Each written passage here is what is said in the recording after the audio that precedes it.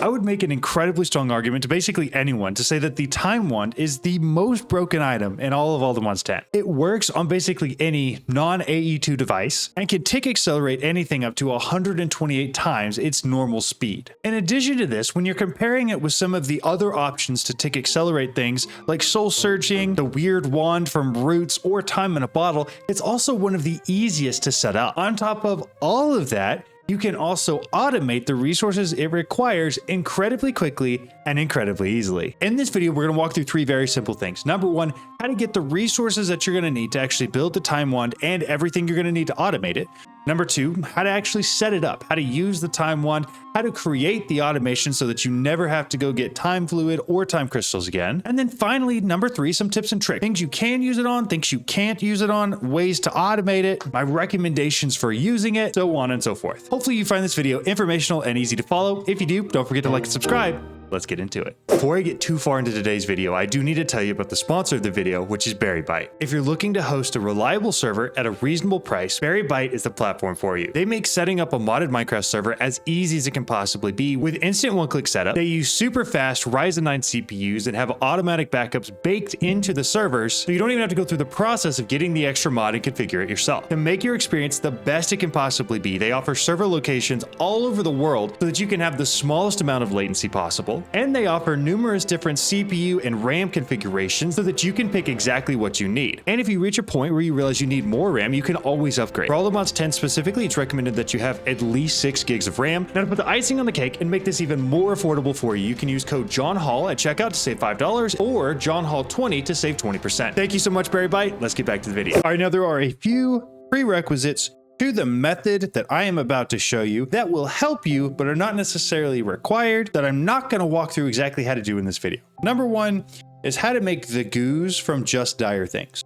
You will need them in order to automate what I'm going to show you. However, this is not necessarily a video on how to make the goos. All of that information is located in just enough items over here on the right if you search for goo if you want to look it up. Number 2, we're going to be using this right here, this cut paste gadget.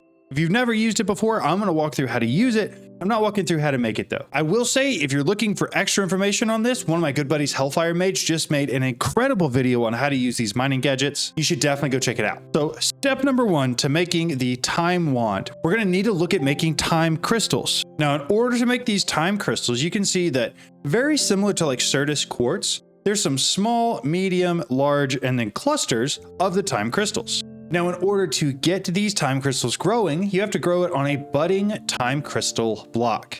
This budding time crystal block is simply budding amethyst next to shadow pulse goo, and it will turn it into the budding time crystal block. Kind of working backwards here, but stay with me for just a second. So what we're going to do is we're going to take this shadow pulse goo and we're going to give it a skulk catalyst, just like that. Next, we're going to grab some budding amethyst, and in order to get budding amethyst, the easiest way is to use apothic enchanting. Now, in order for this to work correctly, you're going to have 60 Eterna, 50% Arcana, and between 30 and 50 Eterna. You can automate amethyst pretty easily. In order to get the amethyst blocks we're going to need, it's just 4 amethyst shards. We're going to go ahead and grab 4 of these, take them over here to our enchanting setup, and throw them in. Now, I think I have too low of quanta, so we're actually going to break that bookshelf right there and we should be good. We are good to go. I just need to add some lapis, throw the lapis in there, put the amethyst. We're going to go ahead and infuse 4 of these, and you'll see why in just a second. So what I'm going to do is throw in amethyst on each side of this shadow pulse goo. What that's going to do is turn the budding amethyst into the budding time crystals, which is exactly what we need. Just turn 2 of them. There's 3.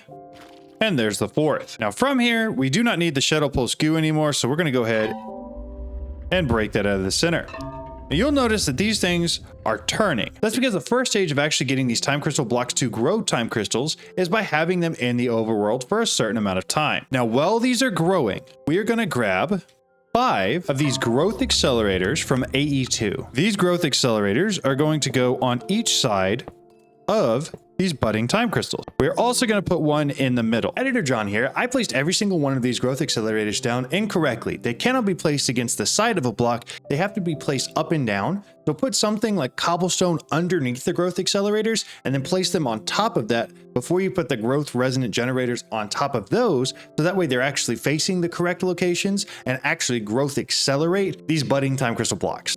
All right, back to it. Now you may wonder why I'm doing this pattern. The explanation for that is that each one of these time crystal blocks is going to have 6 sides that they can optimally grow time crystals on. However, because of their formation, every single block where a growth accelerator now is, you would only be able to grow a crystal from one or the other time crystal block. So they are already going to be limited growing crystals on that location. However, because we're adding these growth accelerators, it's going to mean that the open faces, the faces that they're most optimally going to be able to grow crystals on, are going to be able to grow crystals faster. From there, we're going to grab 5 of these crystal resonance generators, and they're going to go right on top. This is going to allow all of the budding time crystals to just grow crystals faster. I did tick accelerate this to make it go a little quicker. You don't have to. Eventually, they will all 4 turn blue. Next up, grab some type of block. Doesn't really matter what it is. You're going to go below one block and put a block there. Then over here, you're going to go above, even with the crystal resonance generators, and put a block there as well. You'll see why I'm doing this in just a second. Effectively, we need to capture the space around the time crystals so that we keep the actual crystals that are budding and growing on the blocks adjacent to them. Otherwise, they'll disappear as we're cutting and pasting this into different dimensions. So next up, cut paste gadget. Hold G, make sure this is set to cut. Next up, right click the first block and shift right click the second block. So if you right click the first block and shift right click the second block, you'll see this little red square go around, and you'll notice that it is one block extended from what we're trying to build here in the center. That's exactly what you want. So from here, hold G and then click cut. This will evaporate everything that was there, and you'll now have it in your hand. Next up, we're heading to the nether. Now that we're here, find a little flat place to work on. This is kind of where I've had it before. I think I'm going to keep using it right here. Now you'll notice that the block that your cursor is held on is the one that you right clicked, not the one that you shift right clicked. Always make sure that the bottom block is right clicked and that the top block on the opposite side is shift right clicked. Now once you're here, right click and it'll paste all of those blocks in here for you. Now it's going to take some time for these to change again. They're going to turn orange this time. While that's going, you can once again right click here, come up to the top block and shift right click. You'll notice that the red square will once again be around it, and some of these time crystals will already change. You're going to need to unfortunately sit here and wait until all of them do so that they're ready to go to the next location. I'm going to cheat and I'm going to speed these up. Should be another fabulous reason for you to get the Timewand. You'll see all of them are orange now. Since we have our squares selected, we are once again going to hold G and click cut. We now have it all selected inside of our Timewand. From there, we're going to slash home and we're going to go to the end. It does not matter whether you're on the main end island or any other end island, just wherever you want to go. Now you can see here, this is my time crystal setup from last time. What we're going to do, we're going to set this down right here. Once again, it pastes all of it in here and you can speed it up a little bit. And now, as these things turn green, they will actually start producing the time crystals that we're looking for. All right, now I've got some Endermen mad at me real quick. Let me fix that up.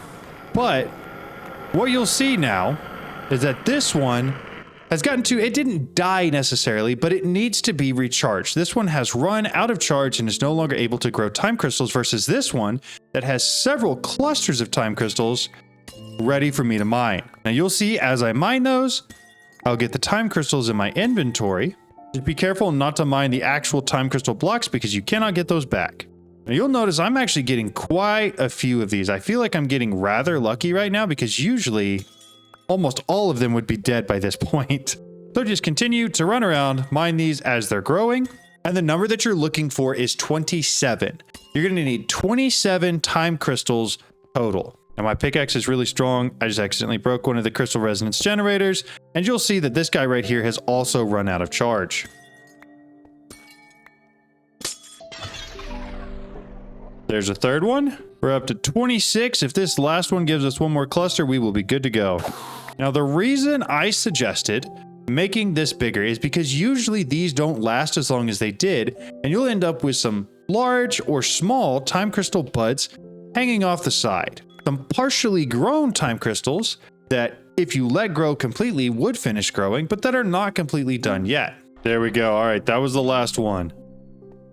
So now, we break the time crystal cluster, and you'll notice that we've got a large one here, a small one on the bottom there, small one here, large one here. You've got a lot of extra buds left over, and usually if you don't get the 27 on the first try, this is what you would do.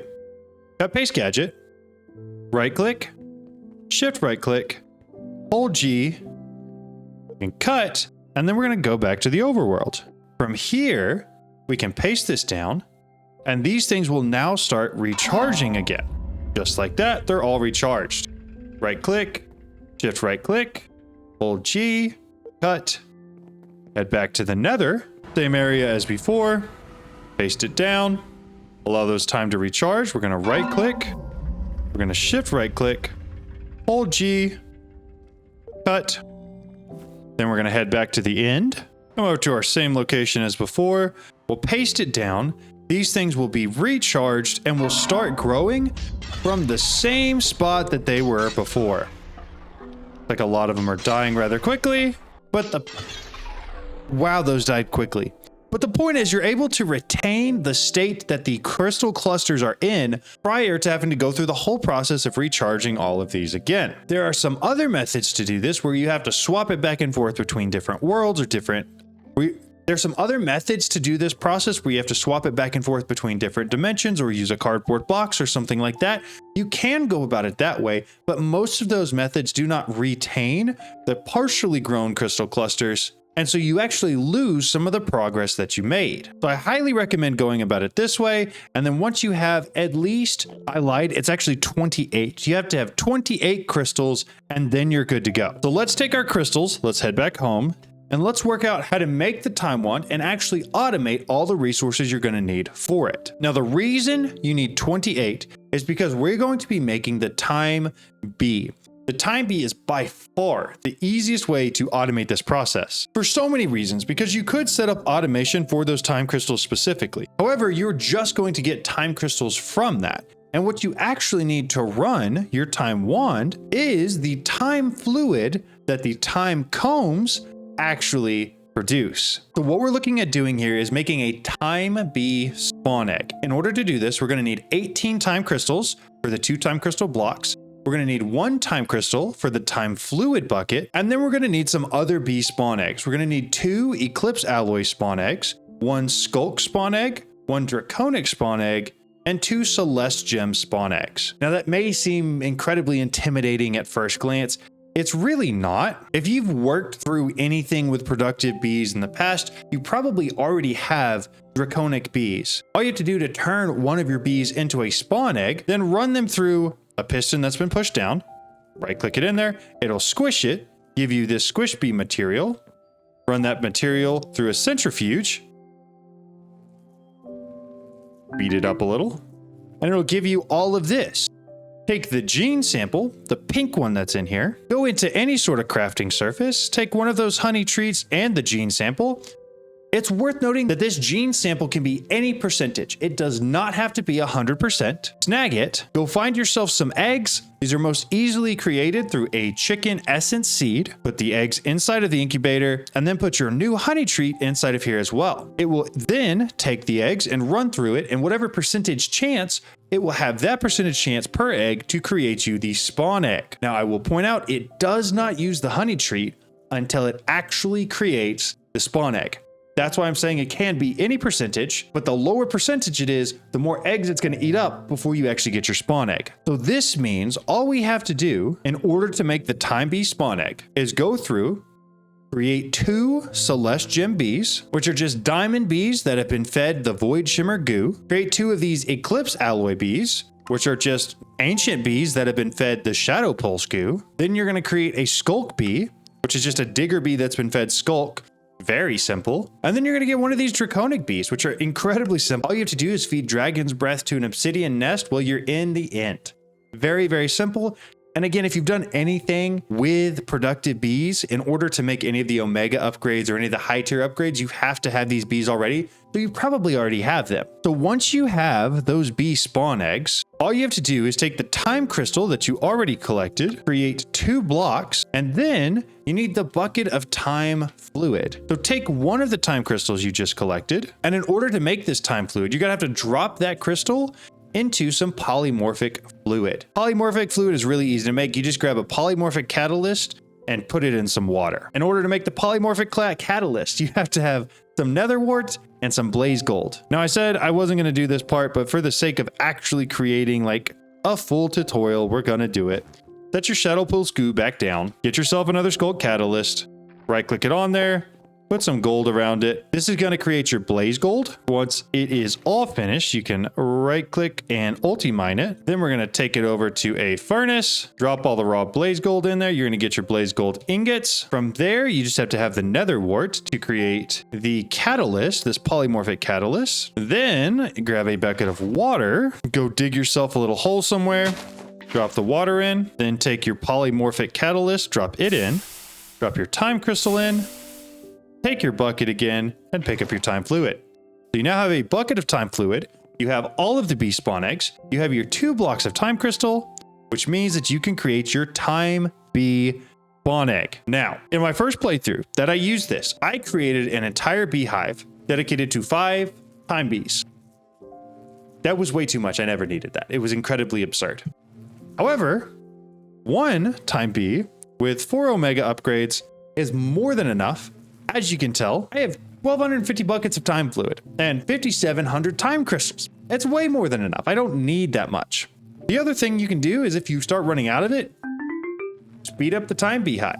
It'll start creating more time bee home blocks and you're good to go. Now from there, the one thing I didn't show intentionally, because I think you should start with creating the time bee from the time crystals because it'll allow you to automate everything, is how to make the actual time wand. The reason for that is because I said you only had to have 28, and that's true if you go about it this way.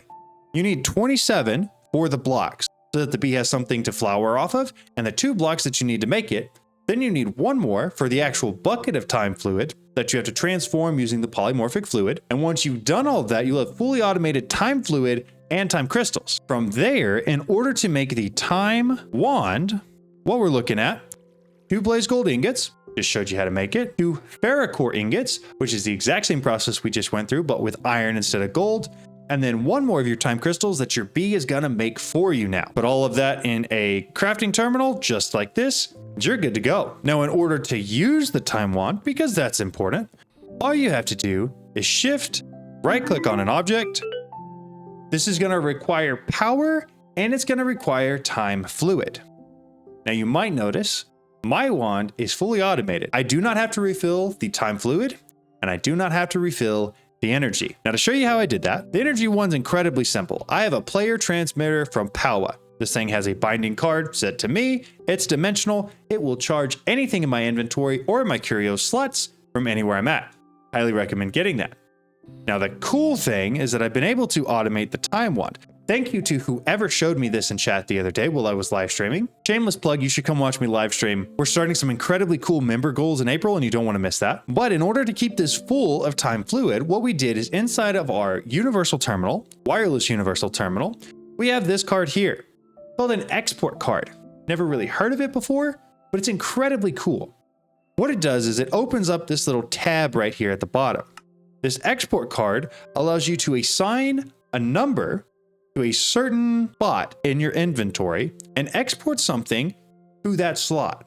So for instance, if I wanted to set this to number 1, I just have to click on it and it goes all the way up to 18. Left clicking sets the number, right clicking gets rid of the number. So what we did was we set our first slot to number 1, and then we told time fluid to always export to number 1. So as long as I have my time wand in this slot, it will always directly pull time fluid from my AE2 system, which is fantastic because it means I never have to worry about power. I never have to worry about time fluid. I can just use my time wand as much and as often as I want to, and it just keeps working. This is a fantastic and incredible automation that you can set up, and it's probably the sleekest design for this that I think I've ever seen. So as far as tips and tricks go, that's the good one. The downside, the one thing that I don't like, is that the ATM team decided to disable using the Timewand in something like a clicker or a router. Unfortunately, you are unable to automate using the Timewand, which is kind of sad because it'd be really cool to be able to set the Timewand up in a clicker and have it just constantly time accelerating something absurdly fast. That would be awesome. It's sort of like the same concept of soul surging, only it takes a lot more thought and preparation and setup for.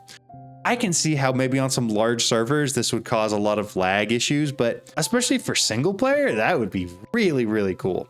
But unfortunately, like I said, unless you change the configs, which you can do, this has been disabled. But that's basically it. That is how you get your time crystals, your initial 28. That's how you set up the time bee, which is the perfect automation for both time crystals and time fluid. How to make your time wand, how to use your time wand, how to keep your time wand fully charged and fully full of time fluid, and some unfortunate things that you can't do with it that you probably wish you could. Please feel free, if I missed something in this video or if I didn't explain something well, if you have any questions whatsoever, leave those down in the comment section below. I've had a ton of people. In fact, this is probably the most requested video I have had people ask about in my live streams or in other videos, because it's relatively new and there's not a lot of information out there, and the information that is out there is sometimes incredibly complicated, and I feel like this is a much easier solution to how to automate all of this. But if you've got a better idea, I would love to hear how it works. Don't forget to turn notifications on so you get notified whenever I go live, and don't forget, you're special. I'll see you guys in the next one. Bye.